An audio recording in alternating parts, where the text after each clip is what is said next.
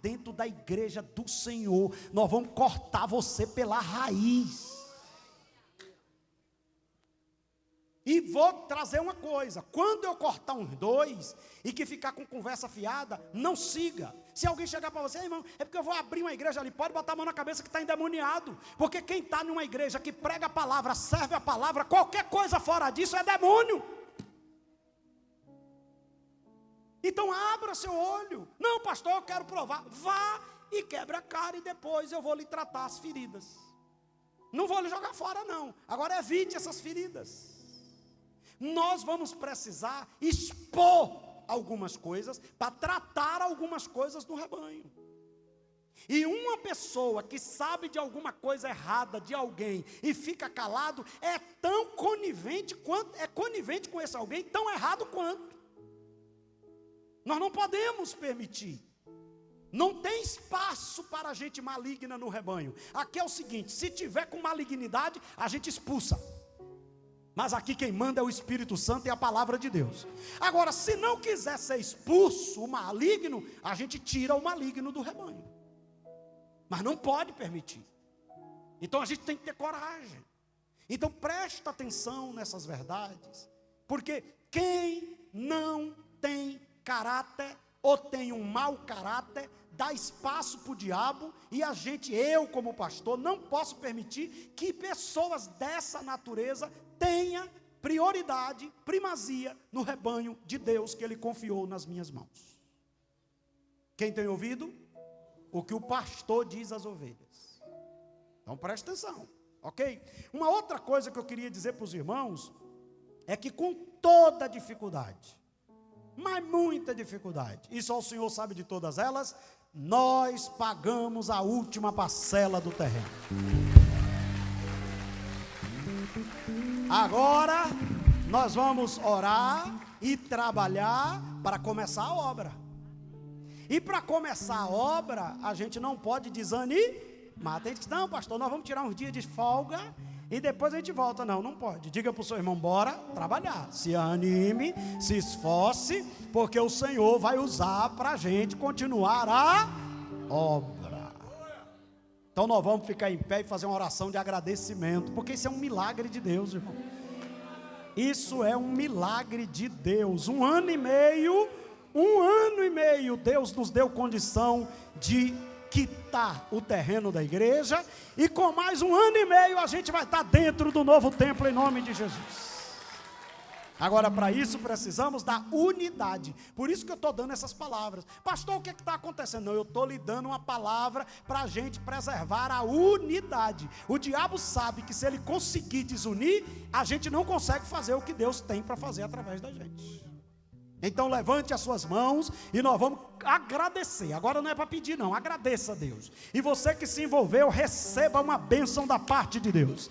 Querido Deus eterno, soberano Pai, queremos te agradecer, ó Deus, porque o Senhor teve misericórdia de nós. O Senhor agiu na nossa vida. O Senhor nos guardou durante este tempo. O Senhor tocou nos corações. Teve gente que, Senhor, se envolveu. Teve gente que contribuiu do seu bolso, trabalhou nas campanhas, trabalhou na venda de cantinas, de tanta coisa. Foram chamados de loucos, foram chamados de besta, mas continuaram até o fim. E hoje nós estamos aqui dizendo: Ebenezer, até aqui nos ajudou o Senhor. Que esse envolvimento que tivemos seja maior daqui para frente, que para outra fase, que é a construção, o Senhor venha levantar mais pessoas, o Senhor venha destravar os alvarás que precisamos, os documentos que precisamos, os recursos que precisamos, mas em nome do Senhor Jesus, que todas as barreiras sejam tiradas da nossa frente e possamos prosseguir para o alvo. E aqueles que creem digam amém. Então olha para o seu irmão e parabeniza ele. Diga: irmão, a gente venceu o primeiro round. O primeiro round a gente venceu. Nós vencemos a primeira etapa. E o Deus que deu vitória na primeira etapa é o Deus que vai fazer coisas maiores na segunda etapa desta obra. Mas Jesus mudou minha sorte. Sou um milagre, estou aqui. Aquilo que parecia impossível, aquilo que parecia Não ter saída. Aquilo que parecia ser minha morte. Mas Jesus Mudou minha sorte. Sou um milagre, estou aqui. levante as duas mãos lá no terceiro andar e diga bem forte: Senhor Jesus, obrigado, porque o Senhor não deixou o teu servo ser envergonhado. Obrigado, porque o Senhor não deixou a tua obra ser envergonhada. Obrigado, porque eu faço parte desta obra e eu me esforçarei mais, eu me envolverei mais, porque hoje é o terreno, daqui a um ano já é o templo, e eu estarei vivo, firme e forte, para celebrar ao Senhor. Sou teu milagre. Usa-me, ó filho de Davi. Aleluia, aleluia, aleluia, aleluia. Então estamos de pé, vamos fazer o momento da comunhão. Queremos avisar a igreja que amanhã começa a convenção. Amanhã começa a convenção no Sequibá. Então amanhã começa, a nossa convenção será quarta, quinta e sexta. Às noites é liberado para os irmãos. Durante o dia são reuniões fechadas para pastores, esposas e filhos. Mas durante o dia o culto é aberto para os irmãos participar. Amanhã à noite, Deus me deu mais uma vez a oportunidade, a responsabilidade de pregar na abertura da convenção. Você que desejar e puder, esteja presente, tá? Na quinta-feira, na quarta-feira, na quinta-feira, o pastor Eliseu vai estar pregando. Na sexta-feira, o pastor Cláudio Gama vai estar pregando. Então você que, a gente mora perto aqui da convenção, né?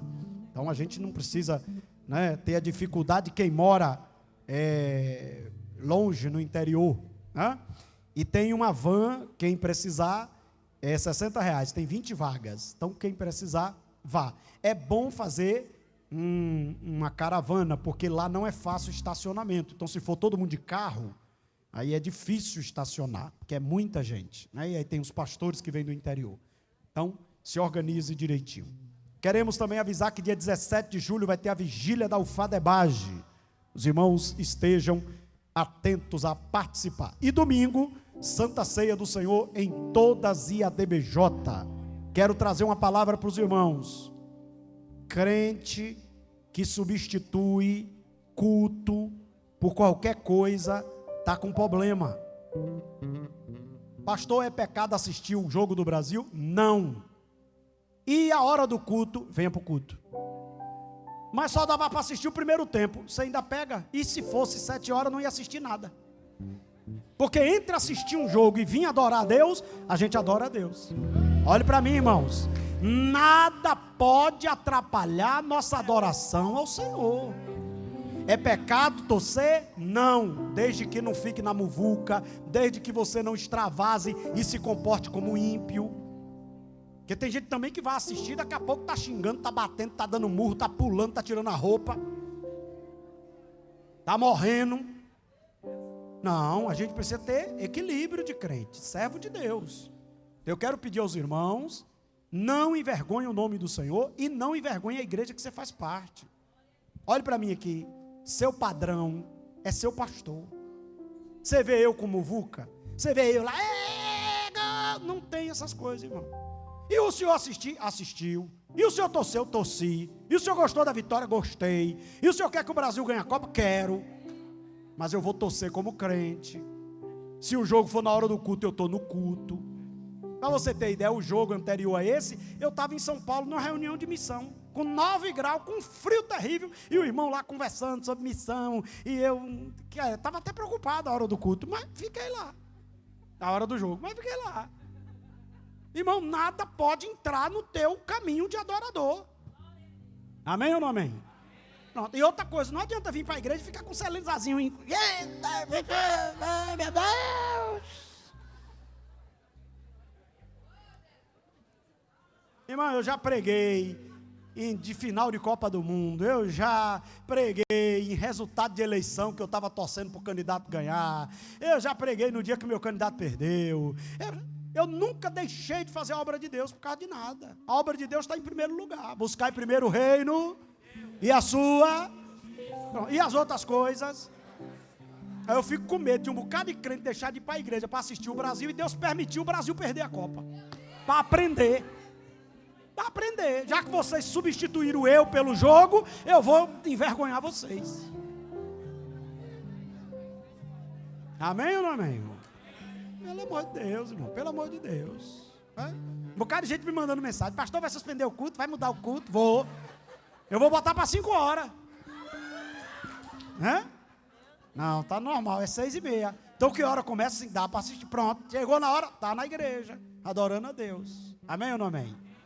Quem está nos visitando hoje, que não é crente, que não é evangélico, tem alguém? Levante sua mão para a gente receber você. Não tem ninguém? Tem ali o nosso amigo, seja bem-vindo. Deus abençoe. Tem mais alguém? Tem alguém de outra denominação? Tem o nosso irmão ali, nosso irmão, sejam bem-vindos. Da Assembleia de Deus de outro lugar. Vamos receber os nossos irmãos com bem-vindos. Seja bem-vindo em nome de Jesus. 1 minuto, momento da comunhão, por causa do horário. Bom estarmos aqui louvando a Deus. Podemos exaltar seu santo nome. Bom estarmos aqui louvando a Deus. Podemos exaltar seu santo nome.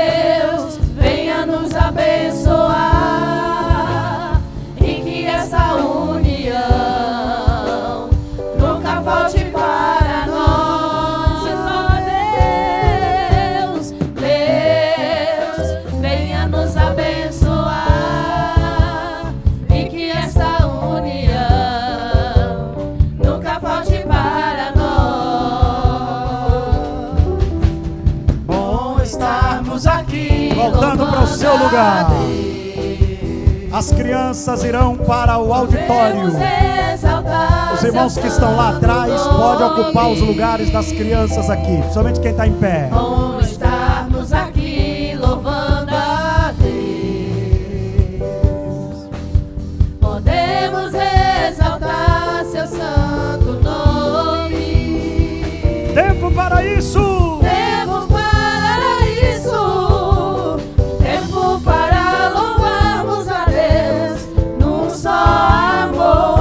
Só Espírito.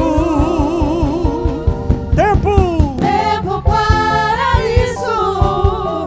Tempo para louvarmos a Deus. Num só amor, num só Espírito. Podem sentar. Tem um videozinho aí da inauguração da igreja em Murutuba, Campo Missionário.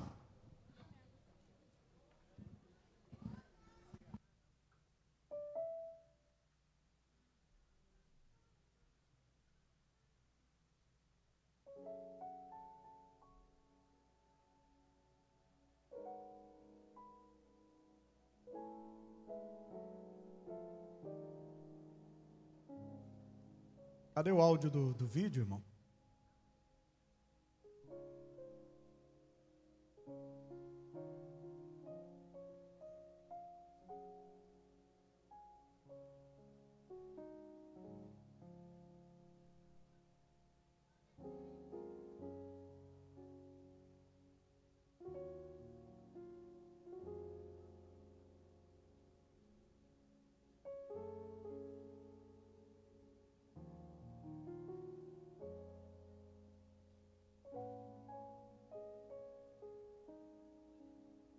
Está aí, irmãos, o trabalho, foi a inauguração da igreja em Murutuba.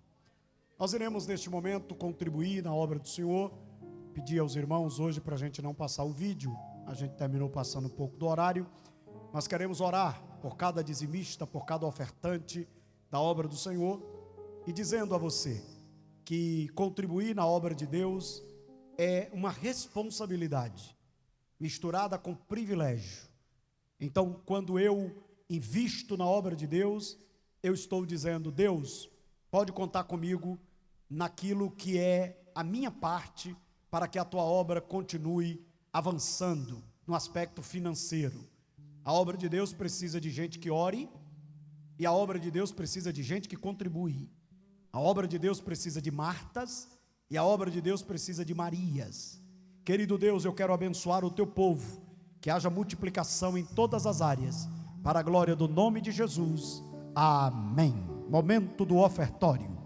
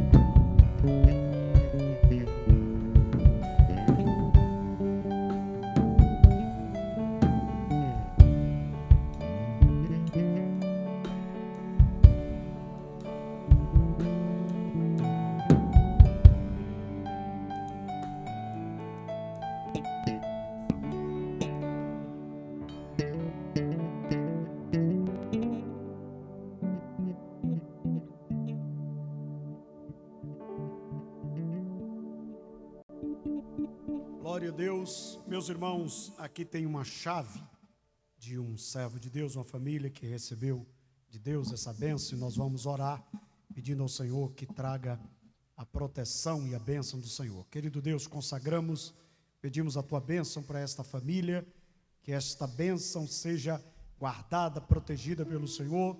Livra, Senhor, de todo perigo, de todo mal. Glorifica o teu nome na vida dos teus servos, para a glória do nome de Jesus. Amém e amém. Meus amados irmãos, todos nos seus devidos lugares, quem está fora do templo, adentre o templo, para que você possa, sentado, quem está em pé, tem lugares aqui onde as crianças subiram, para que você possa estar ouvindo a palavra do Senhor. Nós estamos no capítulo 39 do livro de Jó. E este capítulo, ele nos traz lições que são preciosíssimas para a nossa caminhada cristã diante das adversidades. Na semana passada nós começamos a resposta de Deus para o patriarca Jó. A resposta começa no capítulo 38 e vai até o último capítulo. E a resposta de Deus, conforme nós estudamos aqui na semana passada, ela é em forma de questionamento ou de redargui. O Senhor, ele faz aproximadamente 77 perguntas a Jó. 77 perguntas aproximadamente. O Senhor pergunta sobre ele, o Senhor pergunta sobre a criação, o Senhor pergunta sobre a fauna, sobre a flora, sobre o universo, vários assuntos ligados ao plano de Deus da criação. O Senhor faz ao patriarca naquele diálogo que o Senhor estabelece com Jó. Na verdade, não é um diálogo, é um monólogo. Deus fala sem que Jó tenha condição de falar. Na semana que vem nós vamos observar que Jó tenta falar, mas quando ele abre a boca, a única coisa que resta é se humilhar diante da profundidade das perguntas que Deus faz ao patriarca. Na verdade, Jó está diante de uma situação inusitada. Ele queria tanto um momento com Deus, ele queria tanto um momento para se defender, e quando esse momento chegou, ele não tinha o que falar. Ele pediu ao longo do livro: eu queria uma audiência, eu queria um tribunal, eu queria um momento para me defender, eu queria ter o direito de me expressar. Mas diante da profundidade das perguntas que Deus faz ao patriarca, ele descobre que ele estava errado. Ele não tinha condição de debater com um ser tão grande, tão poderoso, tão magnífico, tão extraordinário. Ele não tinha argumento para ter um diálogo com Deus como ele queria. No capítulo de número 39, o Senhor traz não é uma aula sobre animais, da zoologia. O Senhor, na verdade, utiliza uma informação metafórica para trabalhar sobre animais que provavelmente Jó tinha conhecimento. Mas o Senhor não está trabalhando de animais, vamos dizer, comum. O Senhor se utiliza de animais que são inusitados, animais de difícil compreensão. E o Senhor mostrando a Jó que ele não faz nada sem propósito. Então, o estudo de hoje está baseado nessa temática, pautado nessa temática. O plano intencional de Deus. Os irmãos sabem que muitas das criações dos homens não foram intencionais. Existem pessoas que conseguiram criar ou inventar. Essa palavra criar não é a correta no que diz respeito ao homem, mas tem muitos homens que inventaram coisas que foram por um acaso. Estavam ali juntando as peças, os elementos da própria criação, ou seja, da própria obra da mão de Deus, e chegou a alguns inventos, ou a algumas situações que inclusive nos traz benefício para a nossa vida diária. Diferente de Deus. Deus não cria nada para ver o que vai dar. Ele cria sabendo o que vai ser e tem um propósito para aquilo que ele criou. Vou dizer de novo. Deus não cria nada sem propósito. Deus não cria nada para que no meio do caminho diga: deu certo. Não. Deus, quando estabelece o trabalho criacionista, Deus estabeleceu como, para quê, por quê, o propósito e o objetivo de cada ser, de cada obra-prima da criação. Então eu gostaria que você abrisse a sua Bíblia, se não está, no capítulo 39, se afastasse do celular, a menos que ele esteja em modo avião, sem acesso à internet, aberto no bloco de notas, porque tem gente que está no nível mais moderno, não copia mais, ele anota, mas que você não tem acesso ao seu celular agora, com o objetivo de buscar qualquer outra coisa que não esteja aqui no culto, porque agora chegou a hora de você ouvir a palavra de Deus, e a palavra de Deus ela tem que ser com devoção, ela tem que ser com entrega. Você não vai entender a palavra se você tiver com outro sentido em outra coisa, ou com um sentido em outra coisa. Você não vai entender a palavra se você ficar disperso. Então abra a sua Bíblia no capítulo 39. Então o plano intencional de Deus. Diga comigo, o plano intencional de Deus. Ou seja, tudo que Deus criou foi de forma intencional. E isso aqui parece ser bonito, mas no decorrer do estudo você vai perceber que tem coisas que Deus criou de forma intencional e que nós, seres humanos, não temos como compreender na sua totalidade.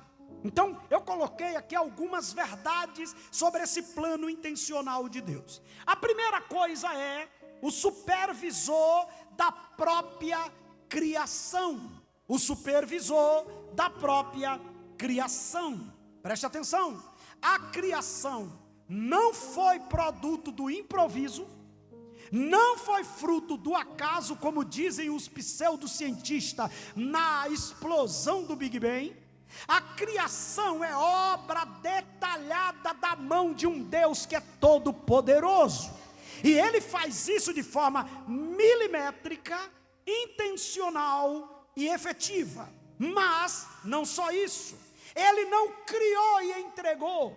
Uma das explicações na teoria das lacunas para justificar que o tempo tem milhões de anos é que Deus criou e entregou, criou e deixou, criou e não tem interferência naquilo que ele criou. Quando chega no capítulo 39 de Jó, essa tese cai por terra, Porque Deus está dizendo: quem criou fui eu, e quem sustenta sou eu, e quem cuida sou eu, e quem mantém sou eu. Então Deus não é só o Criador, Deus é o supervisor da criação. O questionamento que revela a nossa insignificância. Olha como é que Deus começa o capítulo 39. Deus questiona Jó sobre 6 animais e 4 aves. Deus questiona Jó sobre a leoa, sobre as cabras monteses, sobre a corça, sobre o jumento selvagem, não é o jumento de carga. Deus questiona sobre o boi selvagem, não é o boi normal, que dá leite, que dá cria, não. E Deus questiona sobre o cavalo, mostrando a sua elegância, mostrando a sua velocidade. E quando Deus termina de questionar sobre o jumento selvagem, sobre o cavalo, sobre a leoa, sobre as cabras monteses, sobre a corça, sobre estes animais, o Senhor faz questionamento de 4 aves. Primeiro, sobre o corvo. Segundo, sobre a avestruz. Terceiro, sobre o falcão. Quarto, sobre a águia. O Senhor faz um questionamento a Jó que mostra a insignificância do homem. O Senhor começa a mostrar detalhes desses animais, e alguns desses animais aqui desconhecido por muitos de nós. Muitos aqui nunca viu uma cabra montese, muitos aqui nunca viu um jumento selvagem. Mas o Senhor diz: eu criei, e eu não criei para ser um estorvo, para ser um problema. Não, tudo tem um propósito. Eu não tenho tempo para observar, mas eu oriento aos jovens, oriento aos estudantes: dá uma olhada e estuda a zoologia. Para que é que serve cada animal? A gente vê um sapo, quer matar o sapo, mas o sapo tem um propósito. A gente vê uma rã e a gente acha: para que presta isso? Tem um propósito. Todo animal na criação tem uma finalidade, e isso é extraordinário. Porque aquilo que eu penso que não serve para nada, faz com que o ecossistema, a natureza, funcione como Deus programou e planejou. E aqui Deus faz um questionamento: você sabe como vive e como cuidar deles? O Senhor chega para Jó e diz assim: ô Jó, você já ouviu falar no jumento selvagem?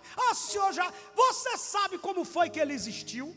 Como foi que ele apareceu? Como foi que ele foi gerado? Não, Senhor, não sei. E você sabe como é que ele não acaba? Como é que ele não some? Ele está mantido? Quem é que mantém esse tipo de animal esquisito que tem na natureza, Jó? Porque Deus não está falando de gatinho, Deus não está falando de animais que servem para nós, que dá carne para nós, que nos alimenta. Deus não está falando desses animais. Deus está falando de animal que aparentemente não tem serventia nenhuma. Deus está dizendo: você sabe para que é que serve? Você estava lá quando foi criado? E você sabe como ele mantém? Não, eu não sei. Pois eu vou lhe dizer: sou eu que criei, fui eu que fez aparecer, e sou eu que cuido nos detalhes de cada um destes animais. E tem mais: alguns não é para dar carne, alguns é para mostrar que a gente não é nada. E meu irmão, olhe para mim: Deus criou animal que não serve para o homem, para mostrar ao homem que ele não é nada. Porque Deus está dizendo: não te obedece, mas me obedece. Não te serve, mas serve para meu nome ser glorificado, para eu mostrar que você não é nada. O supervisor mostra que não só criou todas as coisas e sabe detalhes delas, que ninguém sabe, mas que cuida nos mínimos detalhes e sustenta a criação sem, diga comigo, sem precisar da ajuda humana. Sabe o que é que Deus está dizendo? Eu não preciso do homem para cuidar deste tipo de animal, porque o homem não tem habilidade para cuidar, mas eu, desde a criação, criei e mantenho sem a ajuda de vocês, para provar que a criação não está na mão de vocês, está na minha mão, e eu tenho um propósito. Não, esse capítulo, ele é surreal, ele é extraordinário. O capítulo anterior, Deus fala sobre a criação do universo. Quem estava aqui na semana passada, as nuvens, aonde está guardado o granizo, para que foi que Deus criou as nuvens, como é que Ele manda a chuva, Deus estabeleceu ali detalhes daquilo. Neste capítulo, Deus está trabalhando detalhes dos animais esquisitos. A gente poderia colocar como tema dessa mensagem: para que serve esses animais esquisitos? Para que foi que Deus criou esse tipo de animal? Todos eles são esquisitos. E Deus dizendo: eu criei. E Deus dizendo: e eu mantenho eles. E Deus dizendo: e vocês não têm o que fazer, porque eu quero mostrar que aquilo que vocês dominam na criação, não é porque eu preciso, é porque eu deixei vocês dominar. Mas tem coisa na criação que só eu, com a minha mão forte, vou lá e mantenho e cuido. Salmo 145, verso 16. Quando os alimenta, o Senhor Deus é generoso. Quando os alimenta, o Senhor Deus é generoso. Ele satisfaz todos os seres vivos. Diga comigo: todos os seres vivos. Repita, diga: todos os seres vivos são alimentados por Deus. Agora eu gostaria que fosse colocado na projeção. Aí tem que mudar, né? Porque aí tem um sistema que tem que tirar o estudo para botar o versículo aqui. Aqui não, aqui aparece na minha frente. Mas eu quero que coloque aqui agora o Salmo 104.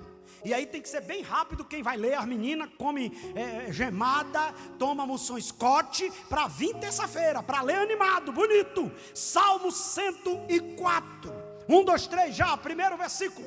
Ó Senhor Deus, que todo o meu ser te louve, ó Senhor Deus. Como és grandioso. Deixa eu acompanhar aqui que o capítulo é muito grande. O verso de número 2. E te cobre de luz, estendes os céus como se fosse uma barraca. Uma cortina, né? Na minha versão, bota na NAA, para ficar na mesma versão que eu estou utilizando. Verso de número 3. Põe nas águas o vigamento da tua morada. Toma as nuvens por carruagem e voa nas asas do vento. Deus faz o vento ter asa para conduzi-lo sobre o universo. Verso de número 4. Fazem dos seus anjos ventos e dos teus ministros labareda. Verso 5. Lançaste os fundamentos da terra para que ela não se abale em tempo nenhum. Tomaste o abismo por vestuário e cobriste as águas, ficaram acima das montanhas. Vamos caminhando. Versículo de número 8. Elevaram-se os montes, desceram-se os vales. Verso de número 10. Tu fazes rebentar fontes no vale, cujas águas correm entre os montes. Versículo 11. Dão de beber a todos os animais do campo, os jumentos selvagens matam a sua sede. Alguém está dizendo: mas eu não dei água para o jumento selvagem. Deus está dizendo: você é peba. Lá no vale eu faço arrebentar fonte para ele ir lá e beber.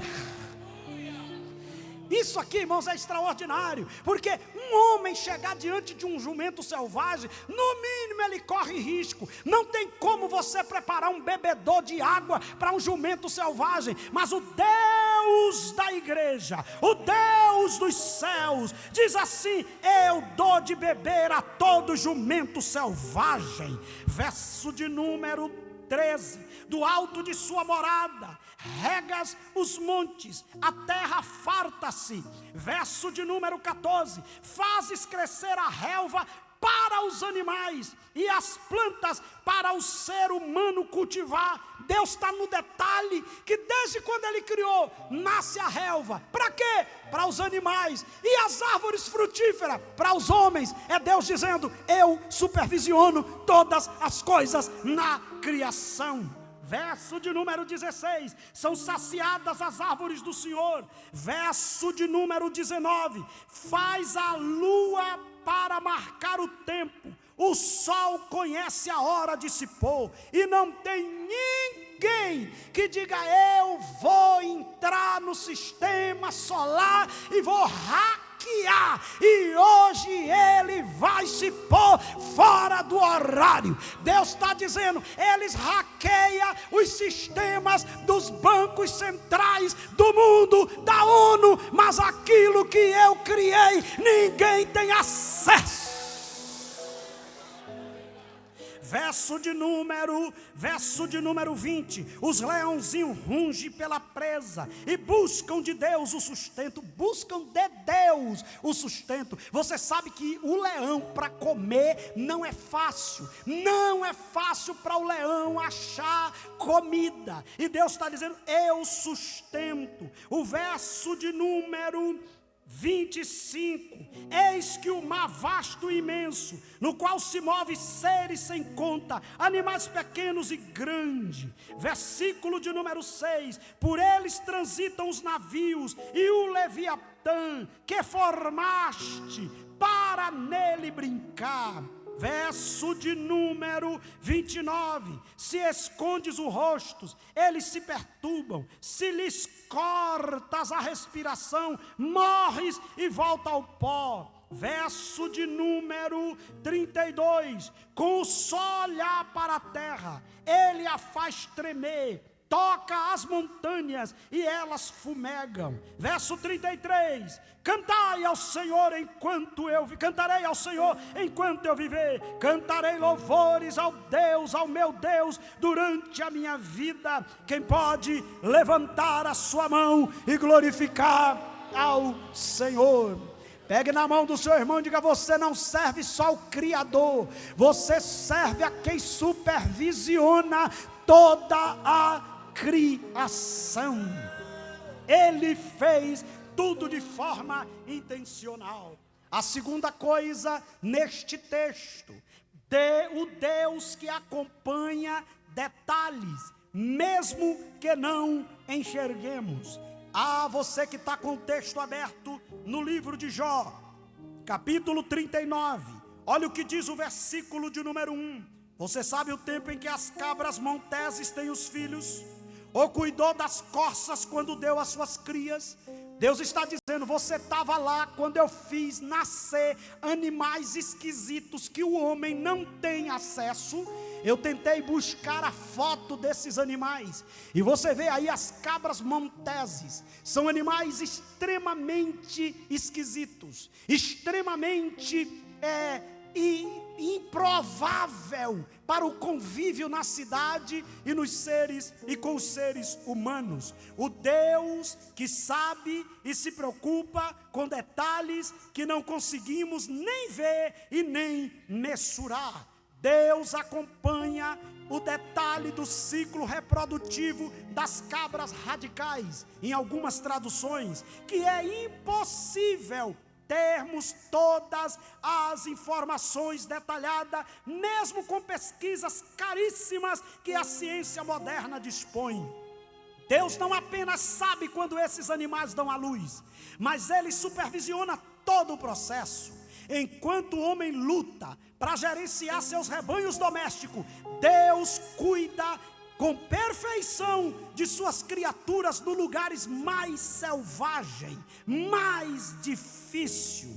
Olhe para cá, se nós temos dificuldade de acompanhar animais dóceis que moram no nosso quintal, Essa semana eu estive em São Paulo, na escola de missões, e o pastor me disse: pastor, entrou um pitbull aqui endemoniado e matou 50 galinhas. Entrou no galinheiro da missão, que é os animais que servem de alimento, e o pitbull foi lá e matou. E criadores que têm tanto cuidado não conseguem proteger. Aí Deus olha e diz: ô Jó, as cabras monteses que mora lá onde tu nem sabe, nem tem condição de chegar, eu fiz nascer e eu cuido delas, e elas estão vivas pelo meu cuidado. Jó, quem é você para me ensinar alguma coisa? Hebreus capítulo 1, versículo 3. O Filho brilha o brilho da glória de Deus, e é a perfeita semelhança do próprio Deus. Ele sustenta o universo com a sua poderosa palavra. E depois de ter purificado os seres humanos dos seus pecados, sentou-se no céu, do lado direito de Deus, o Todo-Poderoso. Ele sustenta o universo com a sua palavra.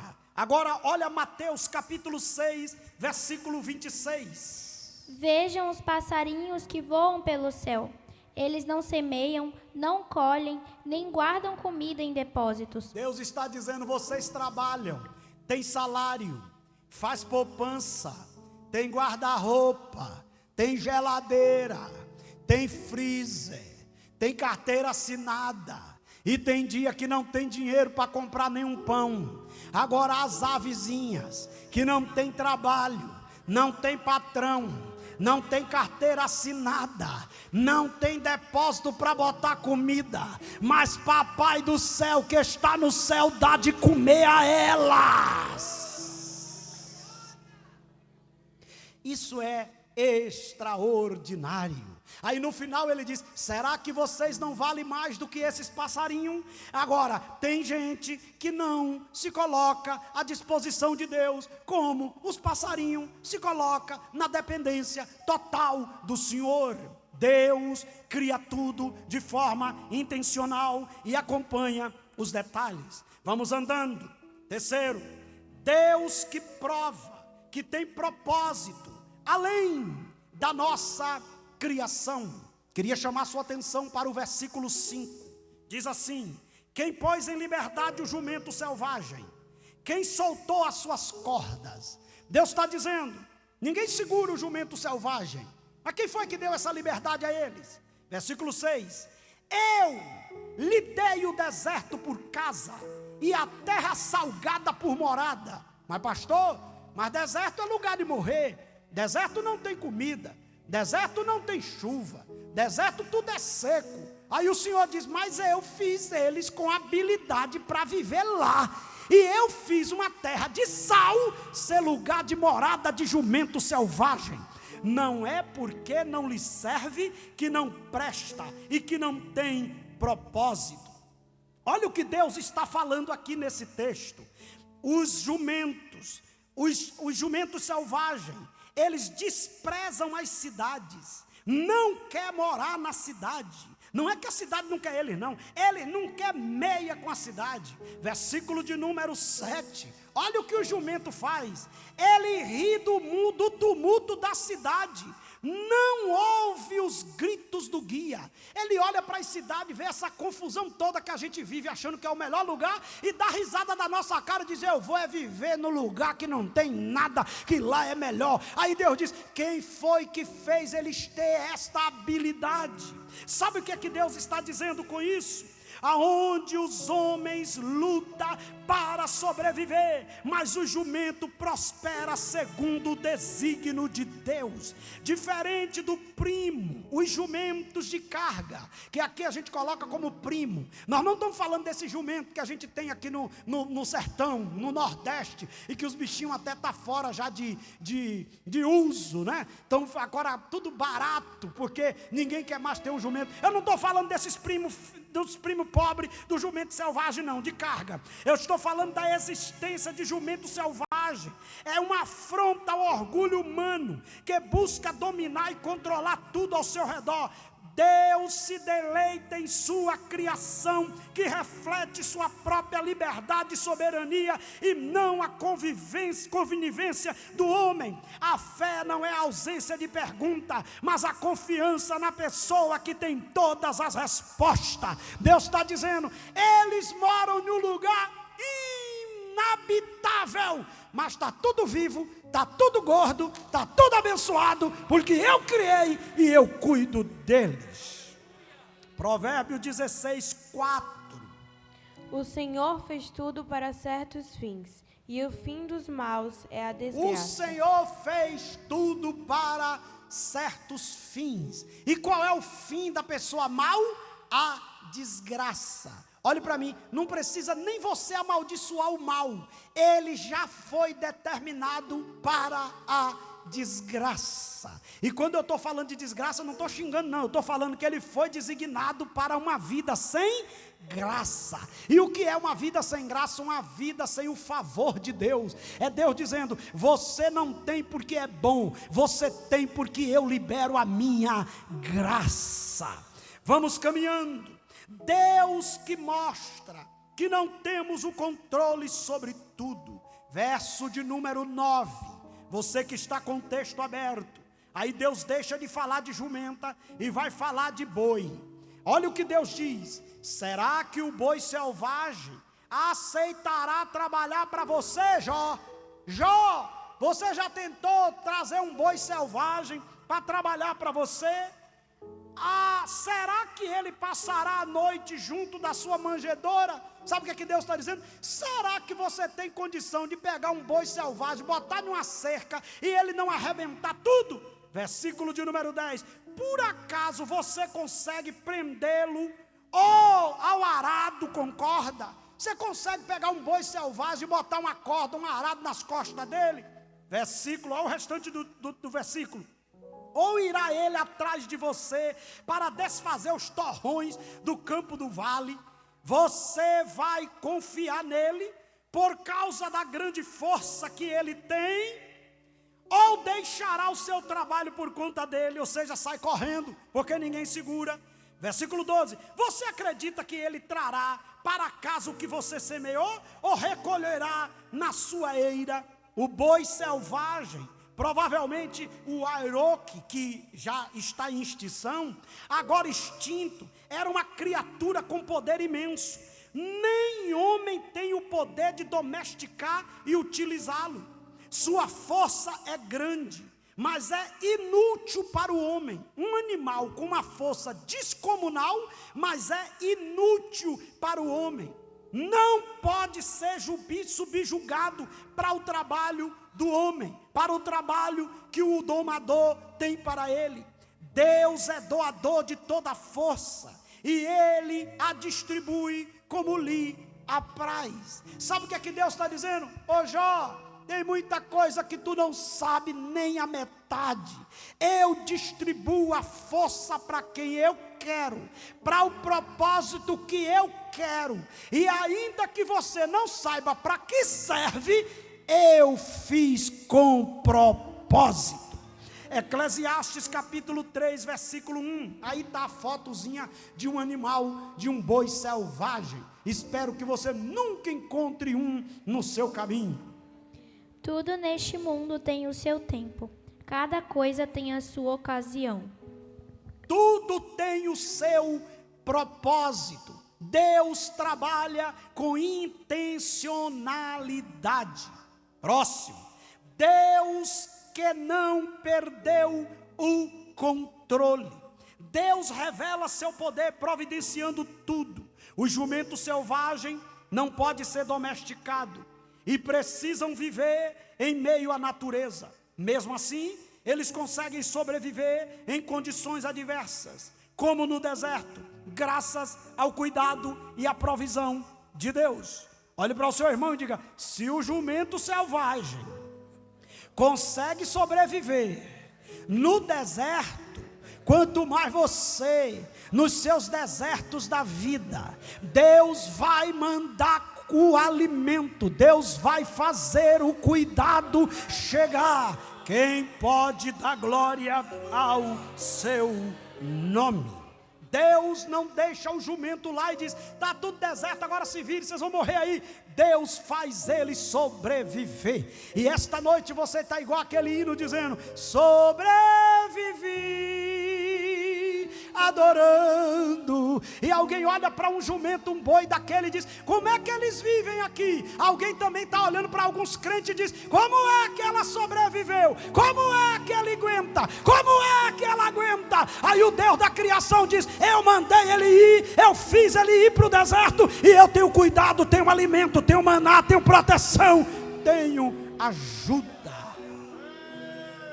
Deus não apenas provê para o jumento selvagem, mas também se preocupa com a sua liberdade e independência. Eles não são controlados pelo homem, mas têm a liberdade de viver como Deus os criou para viverem. Eu acho lindo isso aqui, porque o homem pensa que tem o controle de tudo. O homem pensa assim: eu controlo tudo. Aí Deus chega para Jó e diz: tem um jumento selvagem e tem um boi selvagem que vive no deserto e ninguém controla eles, mas eles não deixam de existir, porque não tem o controle do homem, porque eu cuido deles, e foi eu que dei liberdade a eles, e é para a minha glória que eles existem.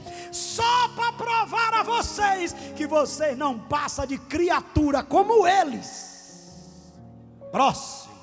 Há um propósito, mesmo que você não consiga explicar. Talvez você diga assim: pastor, eu quero entender o capítulo 39 de Jó. Quer entender?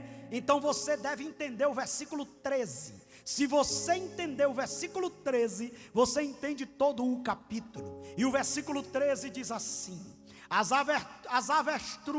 avestruz bate alegre as suas asas, como se tivesse asas e plumagem de cegonha. Agora, olha o 14, para complicar. Ela põe o seu ovo no chão e deixa que seja chocado na areia. Versículo 15. E se esquece de que algum pé os pode esmagar, ou que alguns animais do campo podem pisá-lo.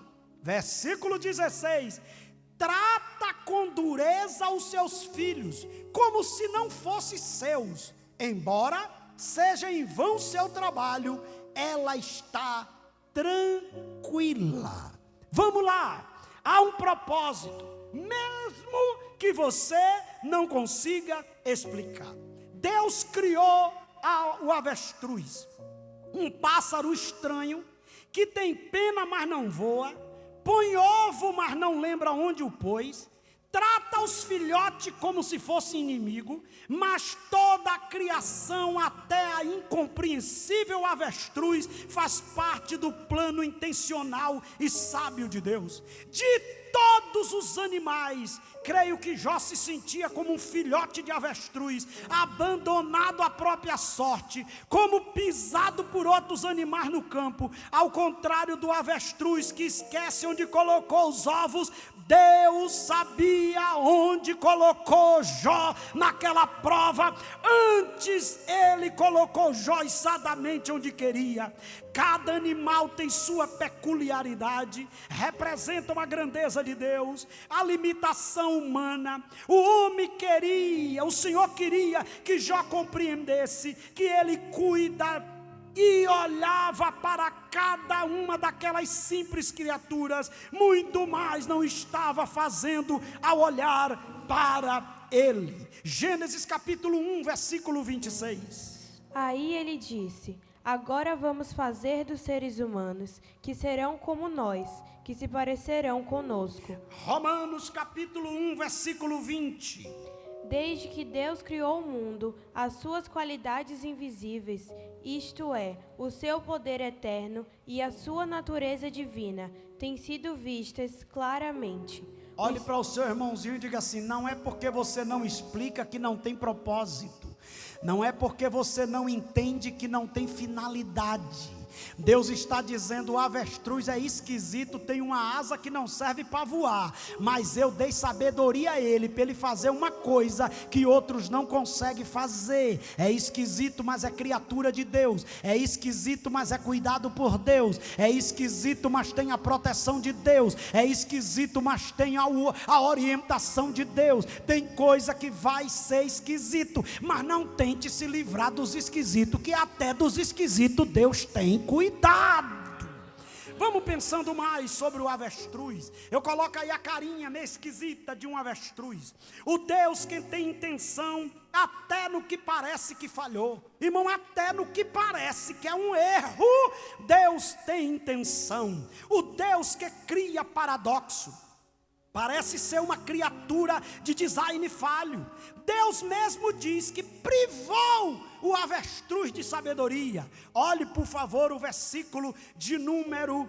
A gente lê o versículo 13, 14, 16, versículo de número 17. Porque Deus negou a sabedoria, não lhe deu entendimento. Aí eu pergunto, para que é que Deus cria um animal esquisito como o avestruz? Tem cara esquisita, tem pena, mas tem asa, mas não voa. Bota o ovo no sol escaldante, esquece aonde colocou, e quando o filhote nasce, ele maltrata o filhote, e Deus dizendo: mas fui eu que criei.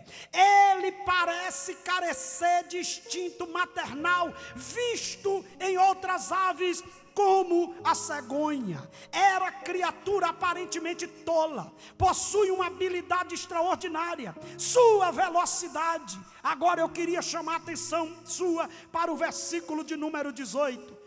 Do 13 ao 17, Deus diz: é feio, é esquisito, não voa, tem asa, mas não voa, bota o ovo no chão e não sabe onde botou. Quando os filhos nascem, fica brabo, vira inimigo do filho. Mas quando de um salto se levanta para correr, ri do cavalo e do cavaleiro. Olha para o cavalo de guerra e diz: corre! E o cavalo não consegue passar. E Deus dizendo: não tem sabedoria, mas tem força. E quem fez isso? Eu, o Senhor, que comando todas as coisas. Quem pode levantar sua mão e glorificar o nome do Senhor? Às vezes achamos que algumas coisas é uma anomalia da justiça de Deus. Mas olha o que diz 1 Coríntios capítulo 1, versículo 25.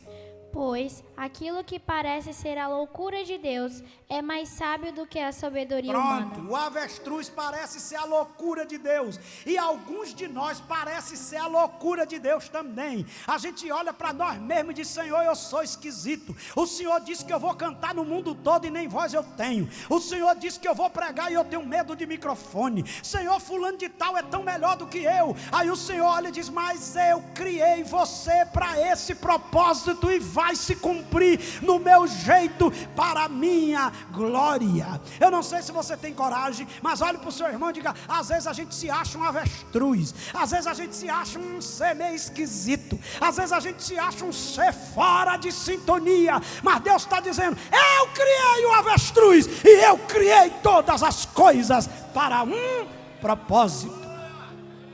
Pegue na mãozinha do seu irmão e diga: o avestruz não tem sabedoria, mas tem velocidade. Olha para o teu irmão e diga: tem coisa que falta em você, mas você tem o que outro não tem.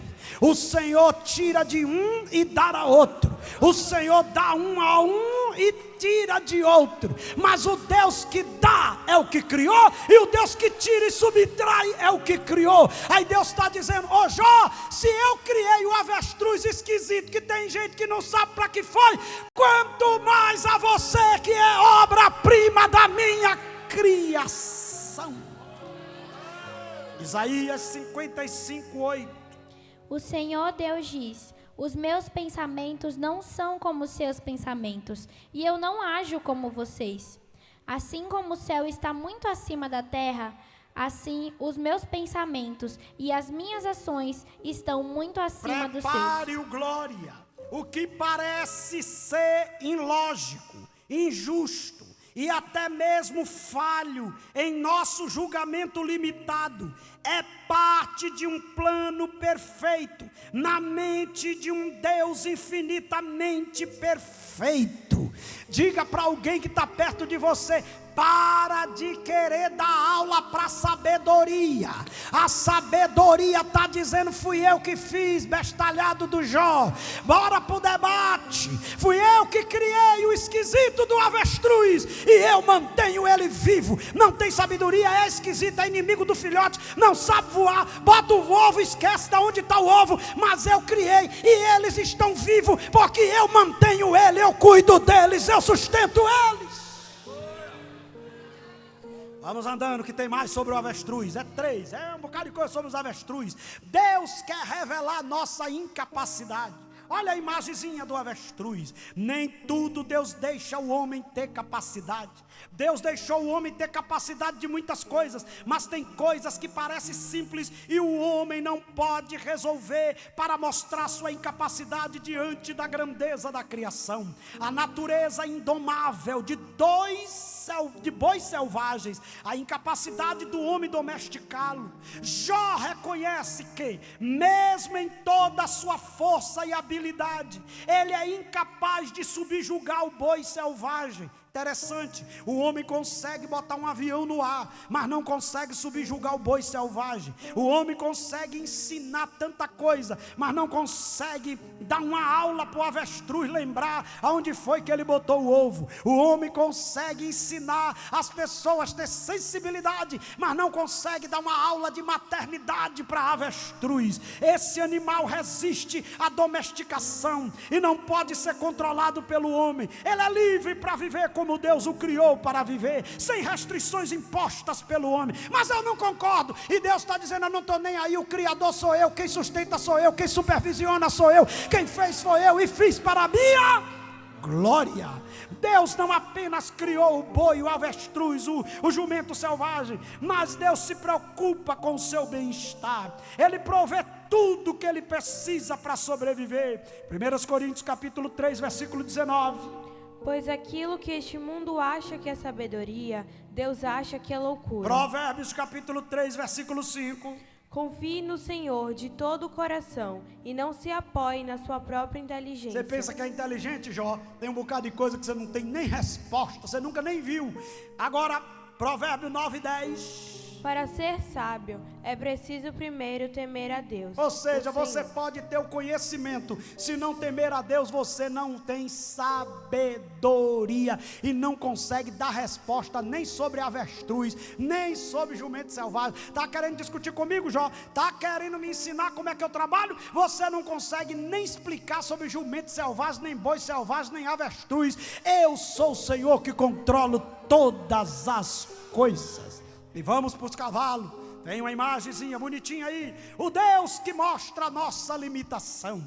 Temos um limite estabelecido por Deus nas nossas habilidades. Eu chamo a sua atenção para o versículo 19. Olha o que diz o versículo 19. Por acaso foi você quem deu força ao cavalo, ou revestiu seu pescoço de crinas? Foi você, Jó, que fez aquelas crinazinhas bonitas sobre o pescoço dos cavalos? Não, senhor, não foi não. E aquela força que os cavalos têm descomunal, que parte para cima sem medo de nada? Também não fui eu não, senhor. Agora é o versículo 20. Foi você que fez ele pular como gafanhoto? Não, senhor, não foi. Terrível, fogoso respirar das suas ventas. É, senhor, mas não fui eu não. Escava no vale, satisfeito com a sua força, e sai ao encontro do inimigo. Ó Jó, você já observou que o cavalo zomba do medo e não se espanta, não recua por causa da espada, sobre ele balança a aljava, cintila a lança do dardo, com ímpeto e fúria vai engolindo as distâncias e não se contém ao som do clarim. A cada toque do clarim ele diz avante, cheira de longe a batalha, o grito dos comandantes e o lalarido de guerra. Sabe o que Deus está dizendo? Deus está dizendo que Ele mostra que só podemos domar o que Ele permite. Só utilizamos o treinamento ao que Ele permite e deu habilidade.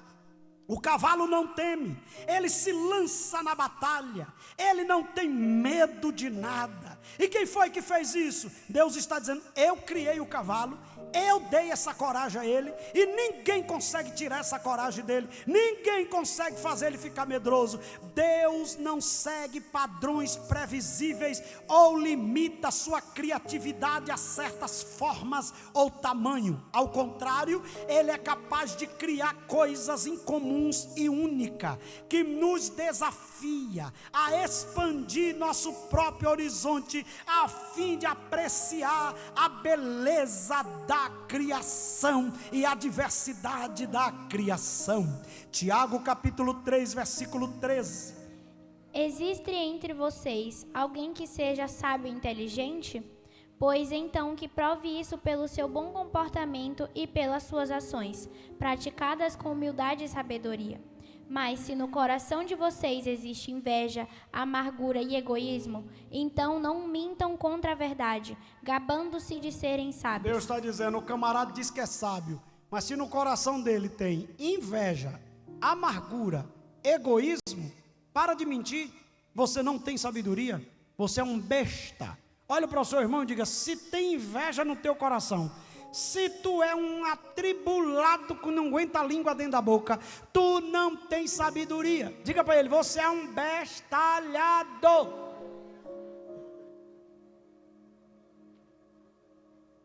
Olha, volta o versículo, porque tem gente que diz: eu sou sábio. Sabe por quê? Porque fala bonito. Se falar bonito, mas tiver coisas ruins no coração, versículo 14, o versículo 14 diz: não minta, gabando-se de serem sábios. Agora, olha o versículo 15.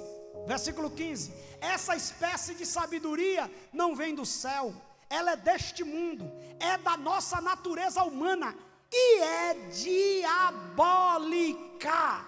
Olhe para mim, se você tem capacidade para fazer coisas e falar coisas, mas isso é movido pela inveja, pela rebelião e por coisas ruins no coração, o texto diz: isso não é sabedoria, isso é diabólico. Agora olha o versículo 16, coloca o 16.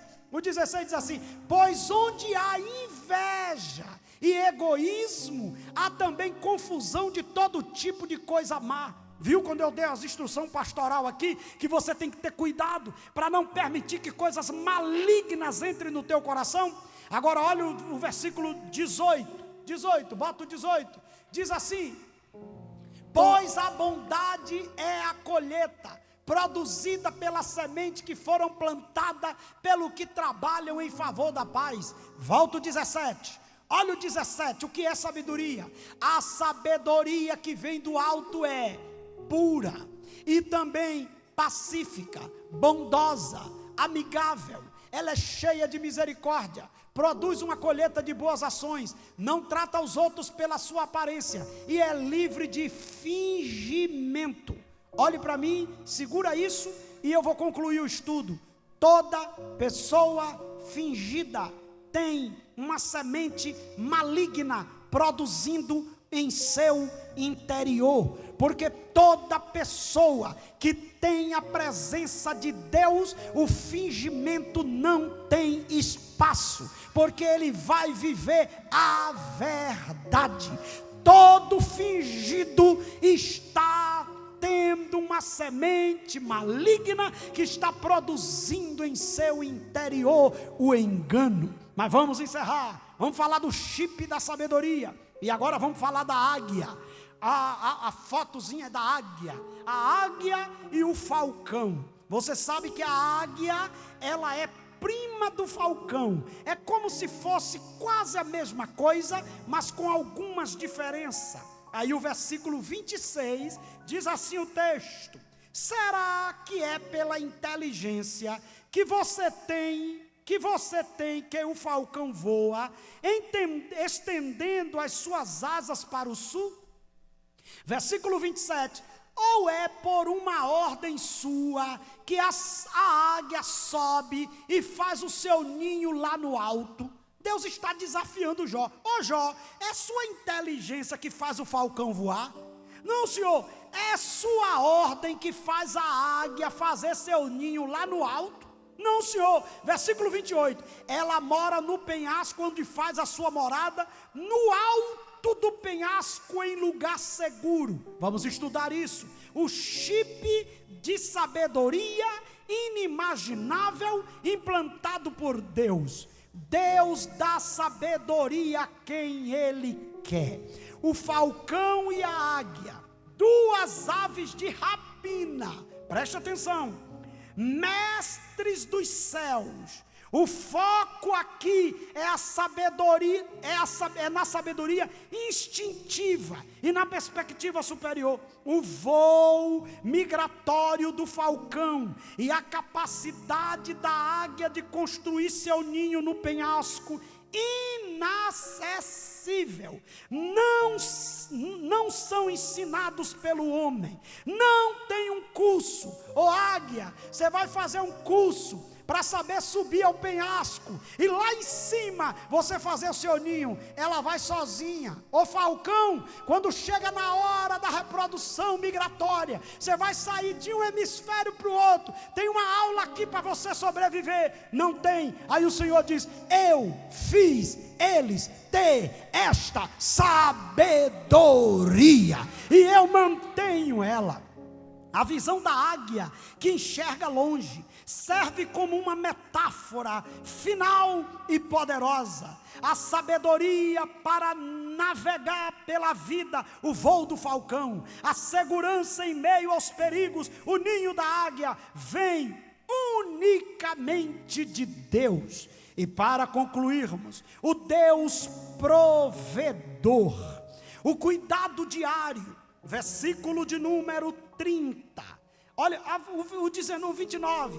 Dali descobre a presa. Dali aonde? Lá do alto. Seus olhos avistam de longe. Seus filhotos chupam sangue.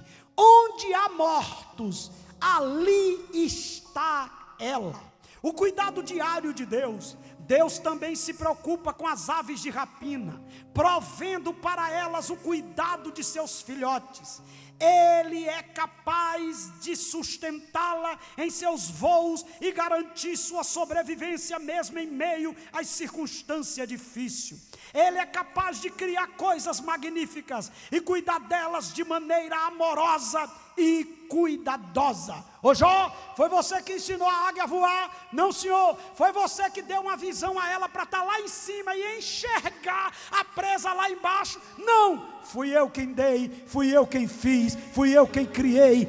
Ô Jó, e os filhotinhos dela que ficam lá no penhasco onde não tem comida? Quem é que providencia a comida? Sou eu que não deixo morrer, sou eu quem cuido dela. E Deus está dizendo esta noite para a IADBJ: se eu cuido da águia no penhasco, eu vou cuidar de você nesse tempo aonde você está.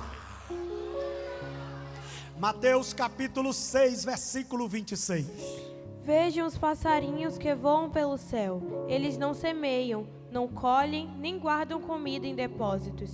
No entanto, o Pai de vocês, que está no céu, dá de comer a eles. Vamos encerrar o estudo de hoje. Por favor, levante a sua mão direita e recite bem forte o tema da última reflexão desse texto. Deus faz tudo de forma intencional. 1, 2, 3, já. Meu Deus, é para ler o que está aí. Tem uns irmãos falando negócio de intencional. Não é não, irmão, é para ler o que está aí, a última. 1, 2, 3, já. Vai continuar questionando ou adorando. A escolha é sua. Aponta o dedo de profeta para o teu irmão e diga: questionar em algum momento é normal. Agora, depois de uma aula dessa, você escolhe. Vai continuar questionando ou vai adorar o Deus que criou o jumento selvagem, o boi selvagem, a águia, as cabras montese? A escolha é sua. De pé, o Deus incomparável, Deus que é ao mesmo tempo imanente. Deus é imanente, grave isso. Ele cuida dos detalhes do nascimento de um cabrito, mas Ele também é transcendente. Ele governa sobre forças que o homem jamais poderá controlar. Ele é um Deus de beleza, ordem, poder e mistério. Talvez você veio aqui dizendo: eu estou acabado, e Deus está dizendo: está nada. Eu sou o Deus que faço animais esquisitos viverem no deserto, e eles vivem e têm comida.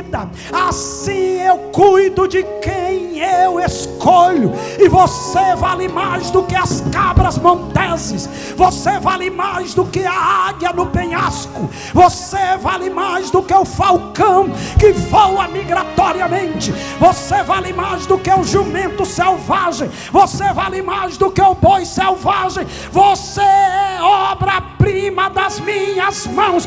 Então para de questionar como eu trabalho e vai adorando o meu nome mesmo sem entender algumas coisas. Deus maior,